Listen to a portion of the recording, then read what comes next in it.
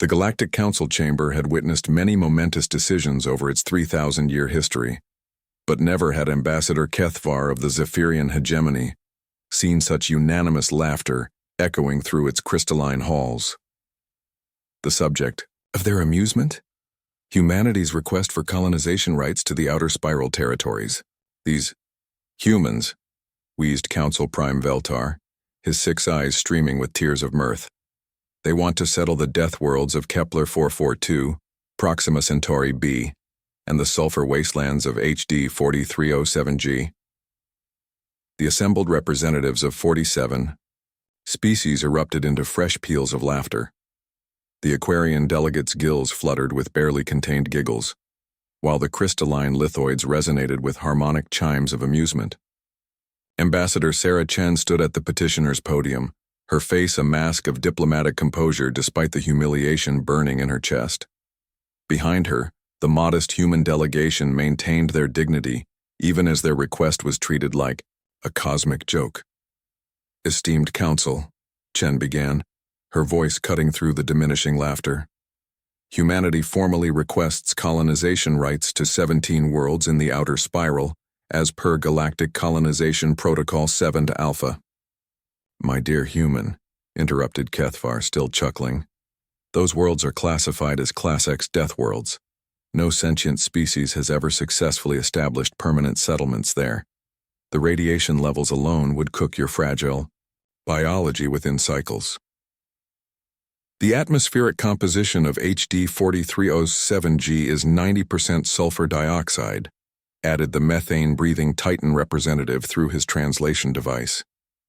Even our hardy species considers it uninhabitable. And Kepler 442? The insectoid hive queen clicked her mandibles in amusement. The gravity is 3 times your Earth normal. You would be crushed flat before you could establish even basic infrastructure. Chen's jaw tightened. Humanity is prepared to accept these challenges. We have developed specialized technology and genetic modifications. Genetic modifications. The Council Prime's laughter reached a new octave. These creatures think they can simply modify themselves to survive anywhere. The arrogance of youth species never ceases to amaze. The vote was swift and unanimous. Humanity was granted their suicide colonies, as the Council had dubbed them. The various ambassadors filed out, still chuckling about the naive species that thought it could conquer the unconquerable. 50 years later, Kethvar no longer found humans amusing. The emergency session of the Galactic Council had been called after disturbing reports began filtering in from the outer spiral. What they heard defied everything they thought they knew about the limitations of biological life. The humans have not only survived on Kepler 442, reported the trembling scout, they've thrived. The colony now houses 12 million inhabitants. They've built floating cities that rotate to simulate their Earth gravity, and they're mining the planet's core for rare elements. Council Prime Veltar's eyes had lost their mirth. That's impossible. The radiation, they've developed biosynthetic organisms that actually feed on radiation, the scout continued. Living shields that protect their cities while converting deadly energy into usable power. And their genetic modifications, they're not the same species that left Earth.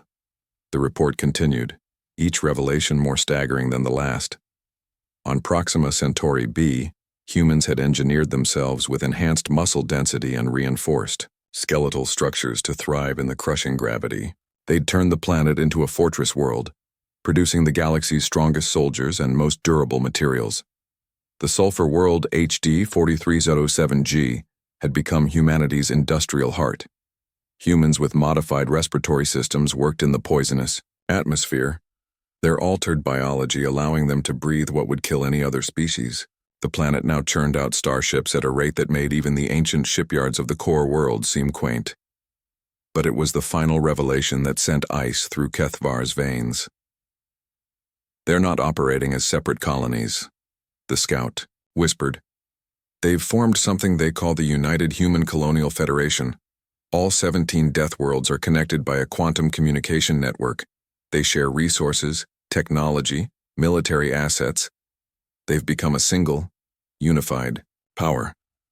The chamber fell silent. For 3 millennia, the Galactic Council had maintained peace through the simple principle of divide and conquer. No single species controlled more than a handful of worlds.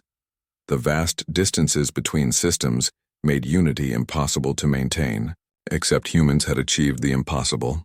Again. "What are their numbers?" Veltar asked, though he dreaded the answer. Conservative estimates put their total population at 800 million across 17 worlds. "But sir, that's not the concerning part." The scout's voice cracked. "Each of those worlds has been militarized. They're not just colonies anymore. They're fortresses. And they're all connected." Ambassador Chen's voice echoed through the chamber via quantum transmission, broadcast simultaneously from all 17 human worlds. The woman who had once stood humiliated before the council now spoke with the authority of an entire stellar federation. "Esteemed council," her voice carried the same diplomatic tone from decades before, but now it held an edge of steel. "The United Human Colonial Federation formally requests recognition as a sovereign power and demands representation on the Galactic Council." The chamber erupted in panicked chatter. The Council Prime struggled to regain control. "This is preposterous." "A single species cannot what?" Chen's voice cut through the noise. "Cannot adapt, cannot survive, cannot unite. I believe you said something similar 50 years ago."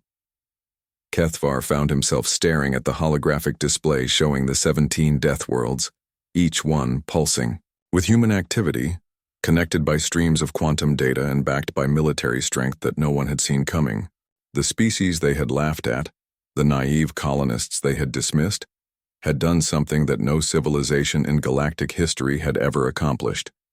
They had turned the galaxy's most hostile worlds into an empire.